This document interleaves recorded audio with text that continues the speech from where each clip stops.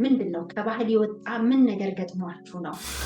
እርግጠኛ ነኝ የትም ኮሚኒቲ ያለ የትም ሀገር ያለ ሰው ሀበሻ ቢያውቅ ወገኑን እንደዚህ እንዲቃጠል ማንም አይፈቅድም። እዚህ ያሉ ቤተሰቦች ይህንን ሀዘን ሰምተዋል። ኮንፊውዥን የፈጠረው በተመሳሳይ ጊዜ ግብፅ ውስጥ ትዝታ የምትባል ልጅ የሞተች ልጅ አለች። ስማቸው ስለተመሳሰለ ሰው አንድ አይነት አደረገ። ቤቷ ውስጥ ነው አርፋ የተገኘችው። ፖሊስ ወስዶ መርምሯት ምንም ፊዚካሊ ምንም የተጎዳችው ነገር የለም። ትዝታን ከአሁን በኋላ እኛ በእሳት ልትቃጠል የነበረችው ልጅ በሚል መታወስ የለባትም።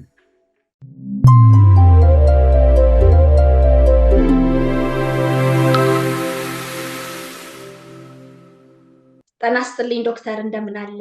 እግዚአብሔር ይመስገን። እንዴት ውለሻል? ደህና ነኝ እግዚአብሔር ይመስገን። እስኪ ለሸገር ኢንፎ ሚዲያ ተከታታዮች ራስህን አስተዋውቅልኝ። እሺ፣ አመሰግናለሁ መሲ። ስሜ ተስፋዬ መኮንን ይግዛው እባላለሁ። የምኖረው ሜልበርን ቪክቶሪያ አውስትራሊያ ውስጥ ነው። እዚህ ወደ 15-16 ዓመት ኖሬያለሁ። ከሰሞኑ እንግዲህ አንዲት እህታችን በድንገት ህይወቷ ማለፉን ተከትሎ የእሷን በኢትዮጵያዊ ወግና ባህል ስርዓት መሰረት የቀብር ስነስርዓቷ መፈጸም አለበት ብላችሁ ብዙ ስትታገሉ ነበር እና እንግዲህ የእህታችንን ነፍስ ይማር እንላለን። ለቤተሰቦቿን መጽናናትን እንመኛለን። የሰው ልጅ መቼም ዞሮ ዞሮ ከቤት ኖሮ ኖሮ ከመሬት እንደሚባለው የእሷ በወጣትነቷ እንግዲህ በድንገት ህይወቷ ማለፏ እጅግ ያሳዝናል። ግን ደግሞ የቀብር ስነስርዓቷ በእኛ ባህል ወይም ባደገችበት ወግና ባህል መሰረት መሆን አለበት ስትሉ ነበር። ምንድን ነው ከባህል የወጣ ምን ነገር ገጥሟችሁ ነው? እሺ፣ መልካም ነው መሲ። እህታችን እዚህ ሀገር ወደ 12-13 ዓመት ትኖራለች እና በአጋጣሚ ህይወቷ አለፈ። ተጋብታ የምትኖረ የነበረ የዚሁ ሀገር የአውስትራሊያ ያው ነጭ ሰው ጋር ነበር የምትኖረው።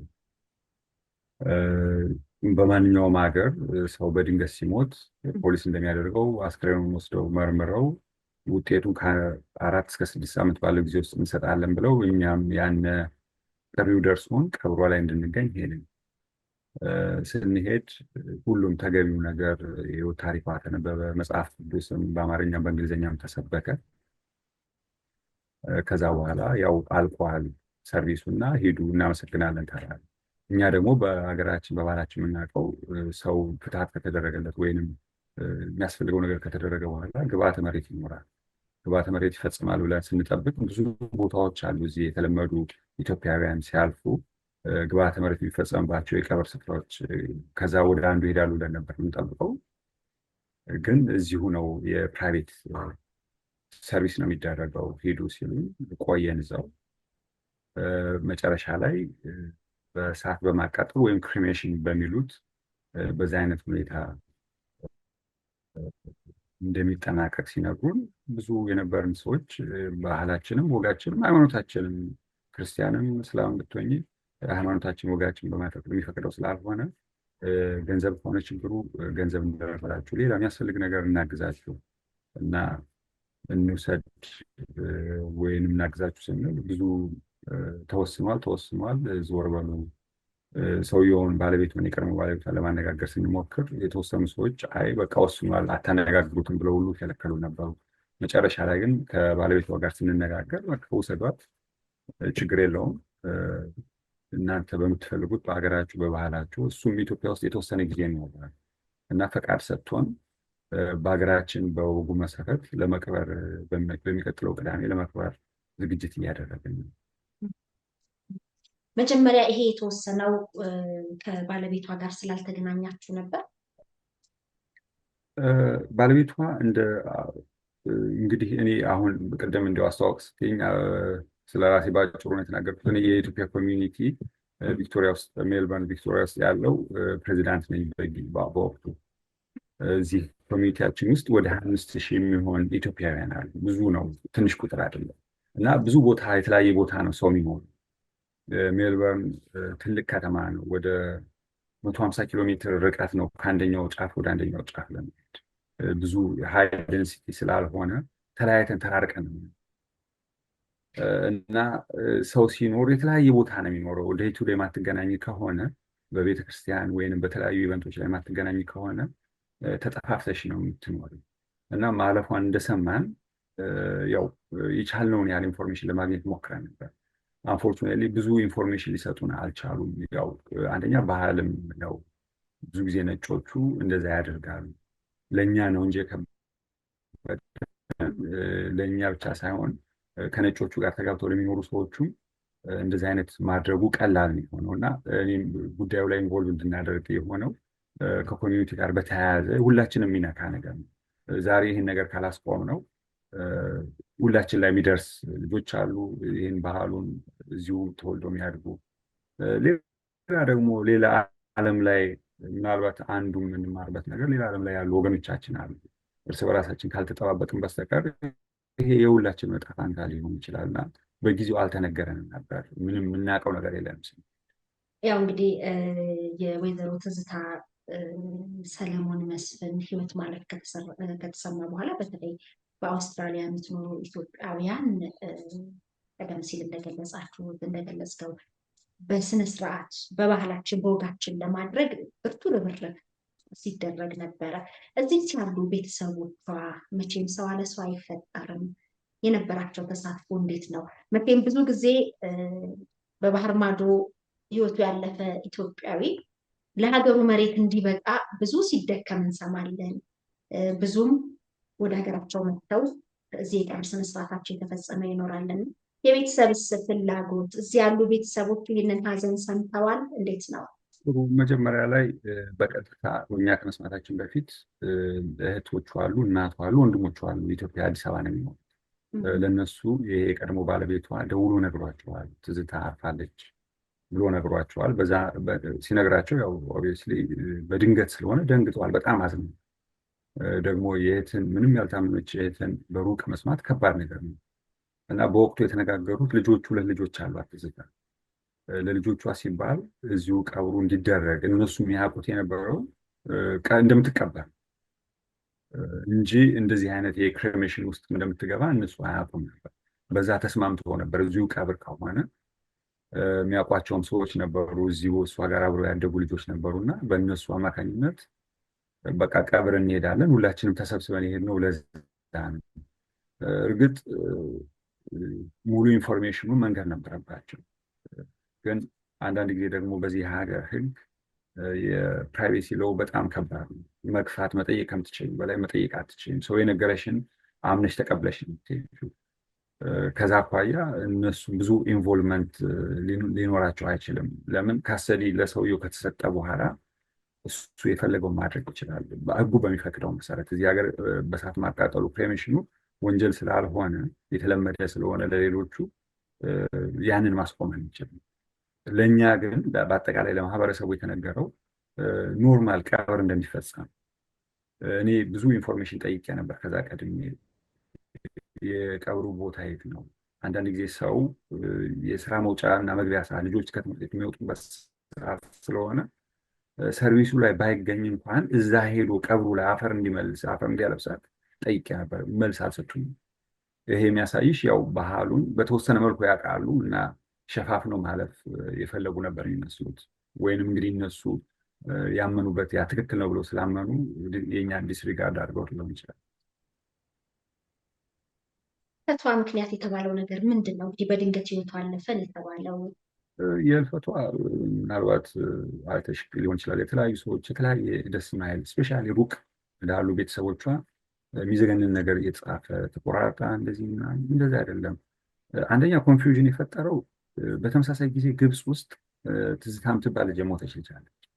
ስማቸው ስለተመሳሰለ ሰው አንድ አይነት አደረገ።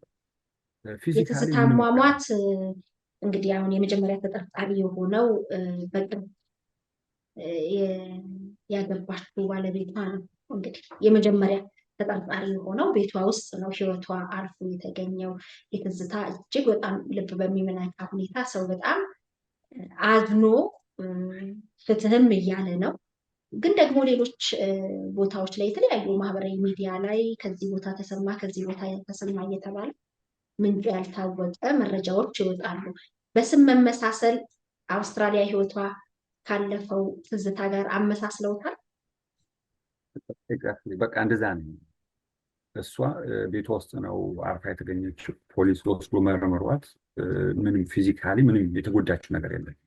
ትዝታም ቤት ውስጥ ነው የሞተችው። ቤቷ ውስጥ ነው ሞታ። እኛ ሮብለት ስንሄድም ያው ያሳያል ባለ አስከሬኑ ከአንገት በላይ እኛ አይተናታል። እሷ ምንም አምሮባት ደህና ሆና ምንም እንደተባለው ወይንም እዛችኛዋ ግብፅ እንደሆነችው አይነት ጋር ምንም ያገናኙ ነገር የለም። በስምና በጊዜ መመሳሰል ነው። ይሄ ዜናው አላስፈላጊ ዜና የተነገረው አይ ቲንክ ለወደፊቱ ምናልባት ሁላችን የሚወዱን ከዛፍ የተወለደ የለም። ሁላችን የሚወዱን የሚሳሱልን ቤተሰቦች አሉ እና አንዳንድ ጊዜ ሰው ያንን ሪፖርት ለማድረግ ከመቸኮሉ በፊት ያለውን ፋክቱን ቢያገኝ ጥሩ ነው። ለምን እቺ ልጅ እንደዛ ሆነች እንደዛ ሆና ተገኘች ሲባል ምናልባት ቤተሰቦቿ ላይ የሚያደርሰው ተጽዕኖ ነበር። ከግብፅ በአሰቃቂ ሁኔታ ከተገደለችው ጋር እያመሳሰለ እሷም እንደዚህ ነው የሞተችው ብሎ ሲል በጣም ነው የሚያሳዝነው፣ ነውርም ነው። ትክክል ነሽ መሲ። አይ ቲንክ ሪፖርት ሲደረግ እርግጥ አሁን ሁላችንም ሪፖርት ማድረግ እንችላለን፣ ግን በተወሰነ መልኩ ሪስፖንስብል መሆን አለን። ቢሰሙ ትልቅ ሰዎች በእሷ እድሜ ያሉ ወደ 40 አካባቢ በእኔ እድሜ ያሉ ሰዎች ቤተሰቦቻችን ትልቅ ሰዎች ናቸው። ሀዘኑ እንዲያው ጊዜ መስጠት ሪፖርት ለማድረግ ብዙ ጊዜ ወዲያውኑ እከሌ ሞተ ሲባል እኔ እንዲያውም የሰማሁት ታሪክ አለው። ሰውየው ፌስቡክ ላይ የወንድሙን ሀዘን ተረዳ። እንደዚህ አይነት ሪፖርቲንግ ማለት ይደርሳል። ትንሽ 1-2-3 ሰዓት ብንቆይ ሰው ደውሎ ለጓደኞቹ፣ ለወገን፣ ለወዳጆቹ ደውሎ ማርዳት ይቻላል እና ስሪሊ ሀርት ያንን ፖሊስ ማድረግ ግን ሁላችንም እንደ ትልቅ ሰው ሪስፖንሲቢሊቲ አለብን። የምንሰማውን ነገር ያዝ አድርገ ነው እውነት ነው አይደለም። አምሹር እኔ አንቺ ጋር መጥቼ ስነጋገር ኢኒዌይ በአንቺ በራስሽ መንገድ ታጣሪያለሽ እንጂ እኔ ስለመጣው ያንን ሆስት አታደርጊውም። ቢኮዝ አንቺ ሪስፖንሲብል ነሽ። ሌሎቹም እንደዛ ቢያደርጉ ጥሩ ነው። መኪና እየነዳ ሰው ሊሆን ይችላል ያንን ዜና የሰማው አጋጣሚ አይ ምን አይነት አደጋ ሊደርስ እንደሚችል። ከዛ በላይ በጊዜና በቦታ የተለያዩ ሰዎች ከሆኑ ቼክ ማድረግ፣ ደውሎ መጠየቅ፣ ኢንፎርሜሽን የሚገኝባቸው ቦታዎች አሉ። ለምሳሌ ያለ የኛ የኮሚኒቲ ሴንተር ኢንፎርሜሽናችን አቬለብል ነው። ማንም ሰው ሊጠይቀን ይችላል። እንደዚህ አይነት ሰው እንደዚህ ሆኗል ወይ የጠፋ ሰው ካለም የተጎዳ ሰው ካለም መጠየቅ ይቻላል። በተመሳሳይ ሁኔታ ኢትዮጵያም ያለን ሰው መጠየቅ ይቻላል ሪፖርት ከማድረጋችን በፊት። ሌላኛው ደግሞ በጊዜው ከሰዎቹ ጋር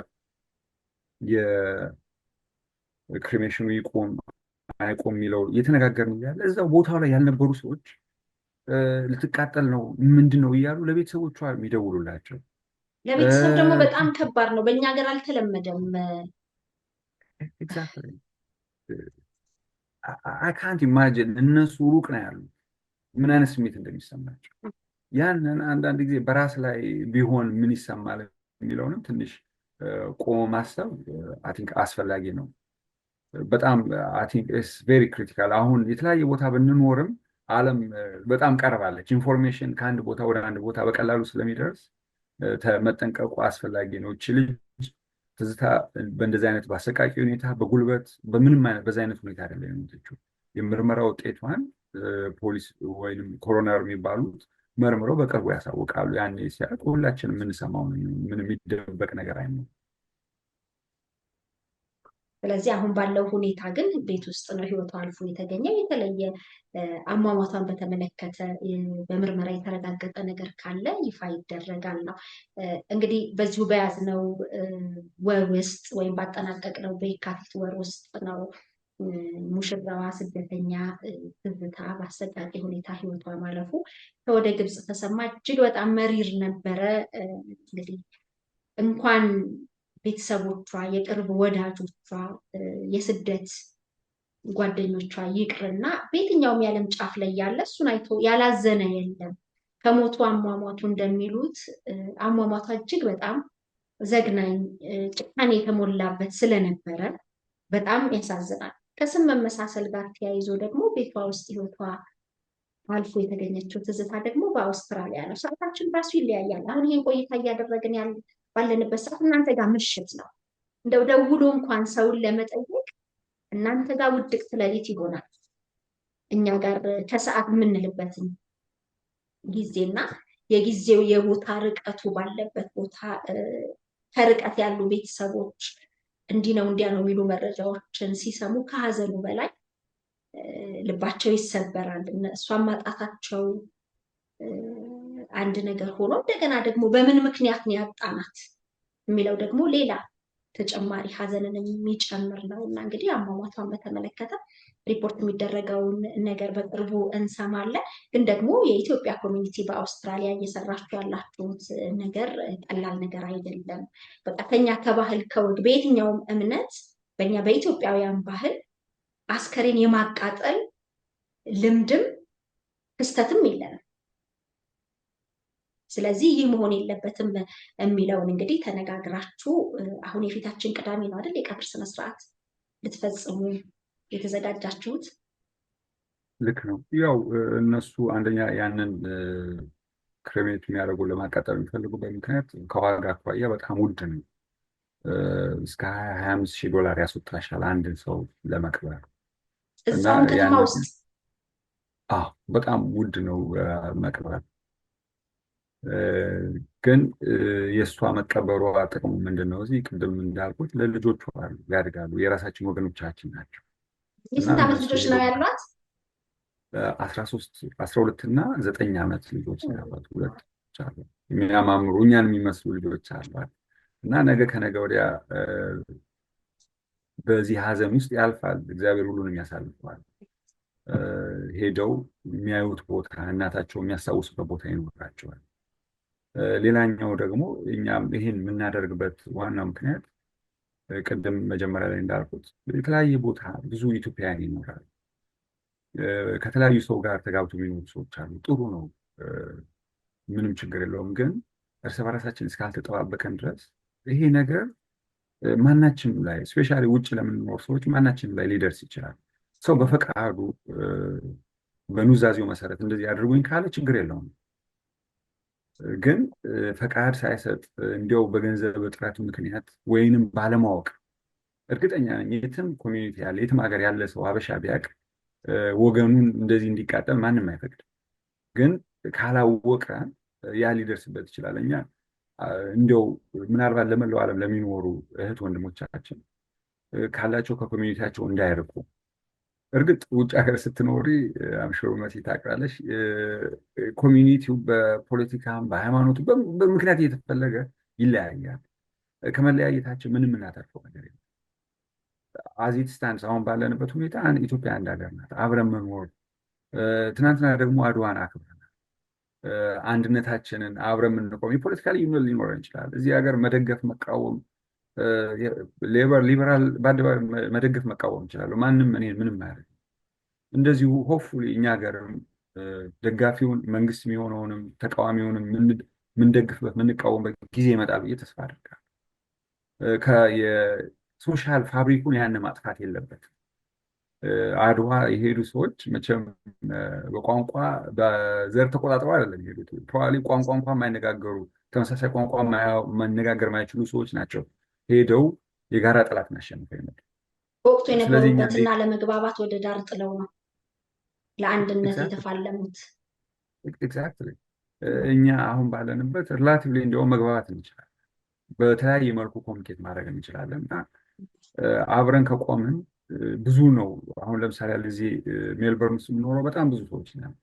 አብረን ከቆመን የእኛን ሰው የራሳችንን ሰው ሳፖርት አድርገን የስቴትም የፌዴራል ፓርላማ ውስጥ ማስገባት እንችላለን። ተይው ሌላውን ነገር ያንን የሚያክል ፖቴንሻል ካሊበር ያላቸው ብዙ ሰዎች አሉ። ግን ከተለያየን አምሶሪ ተሳይዛ ግን የሁላችን መጨረሻ እንደ ትዝታ አይነት ነው መጨረሻችን። ምንም የእሷ ኤክስትሪም ኢንድ ሊሆን ይችላል፣ ግን ኢንዲቪዥዋሊ እየተጎዳን እየተጠቃን ነው የምንሄደው። ስፔሻሊ አሁን በዓለም ላይ ባለው የቀኝ ዘመም ፖለቲካ አካሄድ እርስ በራሳችን እስካልተደጋገፍን እና እኛን የሚደግፈንን የፖለቲከኞቹ ጋር አብረን መስራት እስካልቻለን ድረስ ተጎጂ ነው፣ ወደድንም ጠላ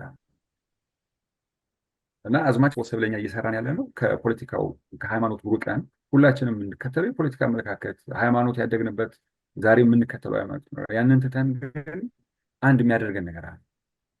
በጣም ብዙ ወጣቶች አሉ በዙሪያችን የሚያሉ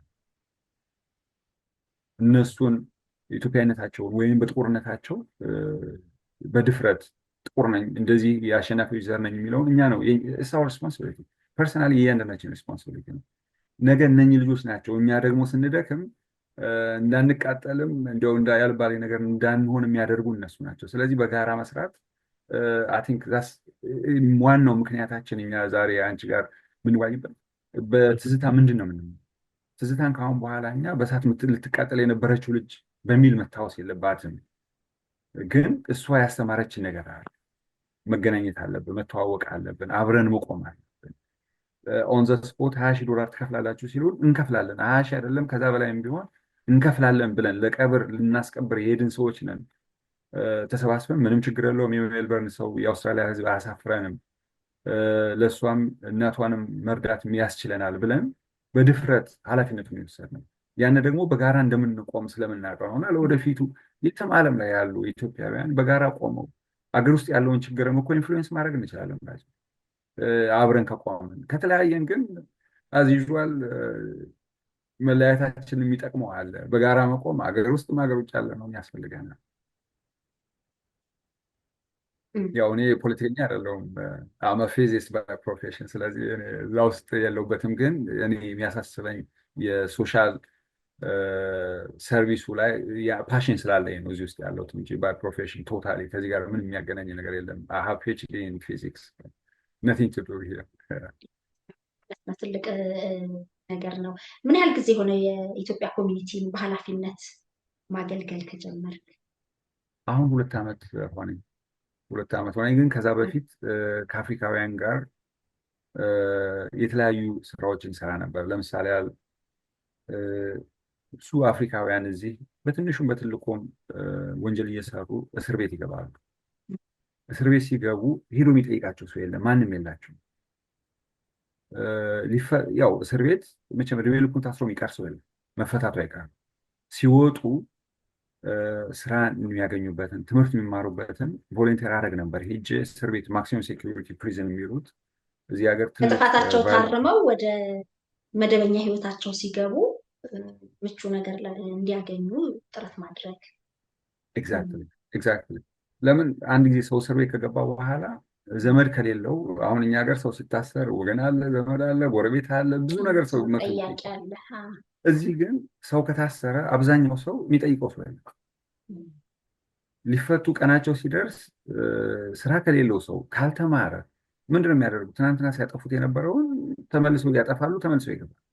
ስለዚህ መውጣት መግባት አዙሪት ነው። ያንን ለማስቀረት አፍሪካውያን እህት ወንድሞቻችንን እዛ ላይ ለረዥም ጊዜ ቮለንቴር አደረግ ነበር። ማክሲመም ሴኩሪቲ ፕሪዝን ውስጥ ሄጄ ያው አስተማሪም ስለሆንኩ ከዛ አኳያ ያ ፓሽን አለኝ ወጣቶቹ ጋር መስራት እና ይኸው ነው 2 ዓመት አገልግያለሁ። ግን ከዚህ በፊት ብዙ አፍሪካውያን በተመለከተ ጉዳይ ላይ ሰተፋል። በአንድነት የምትሰባሰቡበት አጋጣሚዎች ምን አይነት ናቸው? እንግዲህ አውስትራሊያ ባለው ኮሚኒቲ ከዚህም ከዛም ያሉት ጊዜ ወስደው ቀናችን ነው ከወገኖቻችን ጋር የምንገናኝበት ነው በጋራ ጉዳያችን የምንመክርበት ነው ብለው የምትገናኙበት እንደተለየ ፌስቲቫል ወይ ሌላ ብላችሁ የተሰየመላችሁ አለ? እኛም ፕሮሞት እንድናደርገው እንዲያመቸን ብዬ ነው። ጥሩ ነገር ነው ያነሳሽው። ለዚህ አይደለም የመጣ ነው። ግን ያው እግረ መንገድ አንድ ላይ የምትገናኙበትን በሀዘንም በደስታ ያው አብዛኛው የዚህ ሀገር ሰው የሚያገናኘው ቤተክርስቲያኖች ናቸው። ቸርቾቹ፣ መስጊዶቹ አንከር የሚያደርጉን ብዙ ጊዜ በዕለት ሳምንት የምንገናኝባቸው እነሱ ቀናቶች ናቸው። ከሁሉም በላይ ግን ሞስት ኢምፖርታንትሊ ትልቁ በዓላችን የምናከብረው ዲሴምበር ላይ የኢትዮጵያን አኑዋል ቶርናመንት አለን። እንደ ኖርዝ አሜሪካው ቶርናመንት የኛም አለን። በየአመቱ እናደርገዋለን። አሁን 28ኛ ዓመቱን ዲሴምበር ላይ አክብረናል። በዚህ ዓመት 29ኛ ዓመቱን እናከብራለን። በዚህ ዓመት ባለፈው በ2024 7,000 ሰው የነበረበት ትልቅ ፌስቲቫል አክብረናል። አውስትራሊያ ውስጥ ብዙ ስቴቶች አሉ። ከብዙ ስቴቶች ሰዎቹ መጥተው ትልቅ በዓል አክብረናል።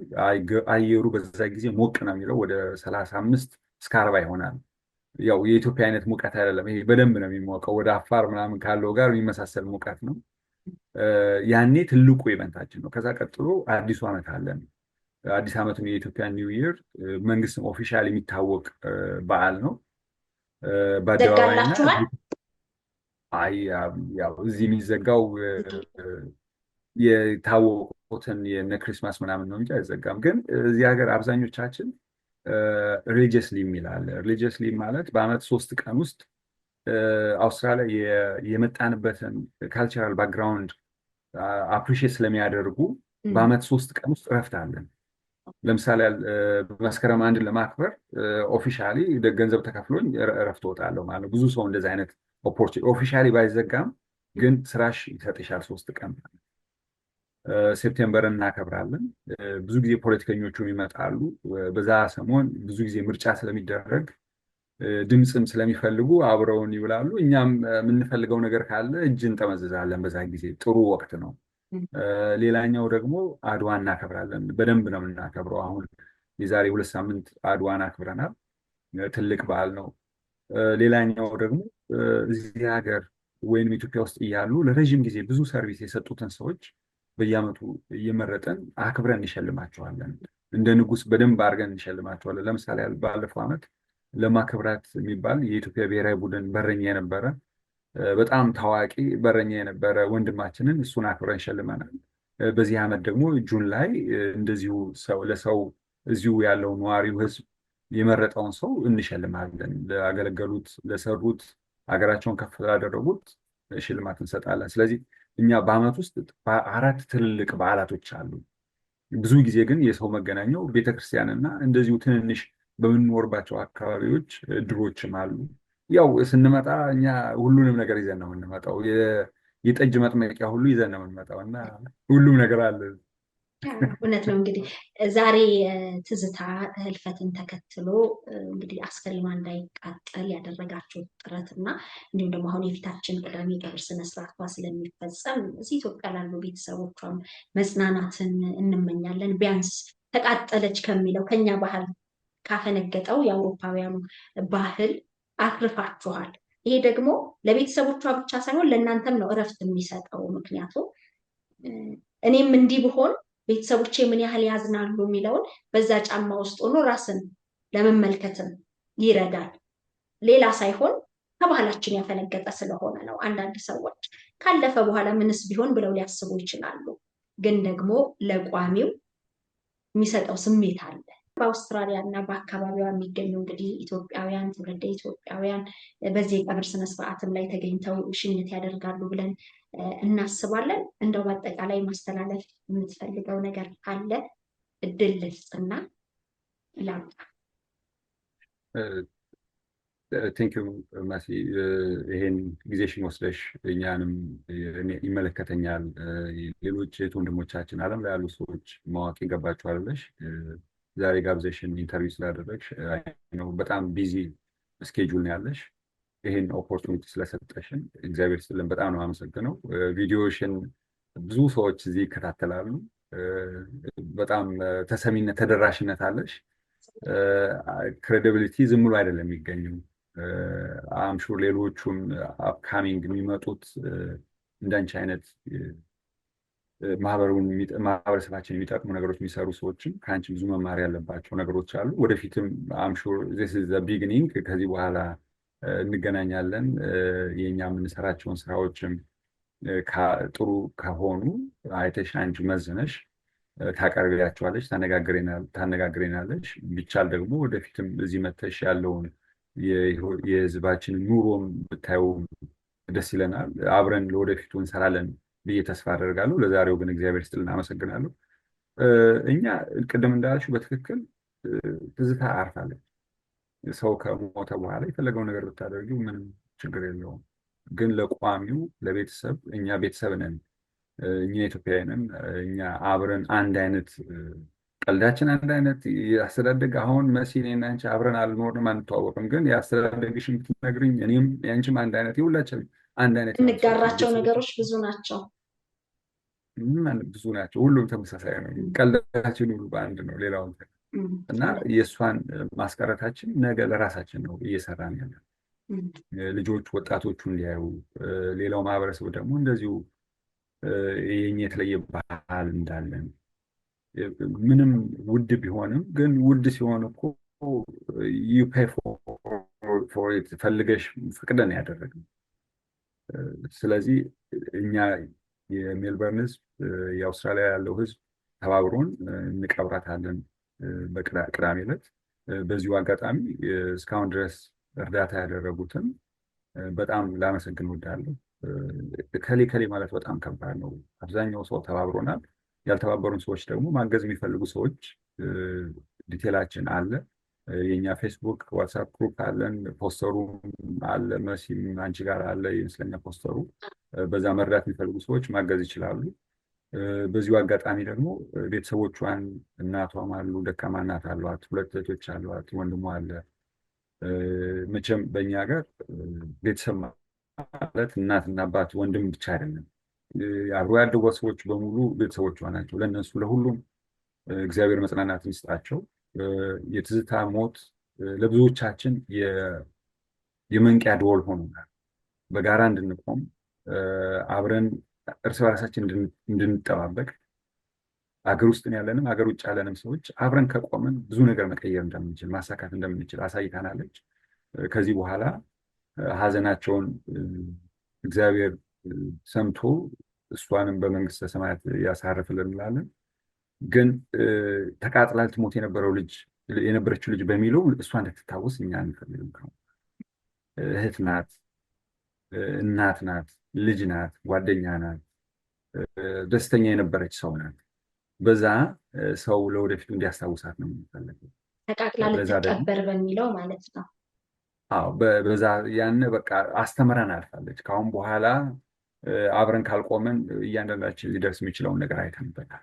የመጀመሪያዋ ነች። ግን ይቅርታ፣ እስካሁን እንደዚህ አይነት ነገር አልገጠማችሁም? እኔ ማቀው ይሄ ነው ብዬ የምናገረው ሰው የለኝም። ግን አሁን ወደኋላ ተመልሰሽ ስታይ የእኛ ሰው ሄዶ በደንብ ካልተሳተፍንበት ከአሁን በኋላ ምን እንደሆነ እግዚአብሔር ብቻ ነው የሚያውቀው። ስለዚህ ያው በፈገግታ ነው ማልፈው። ኢትስ ቬሪ ሃርድ ዩ ካንት ቴል። መልካም፣ እንዲሁ ሀሳቡ ስለመጣልኝ እንዴት ነው የሚለውን ብዬ ነው። እሺ፣ ሀሳብህን አቋርጫለሁ፣ ይቅርታ። ችግር የለውም።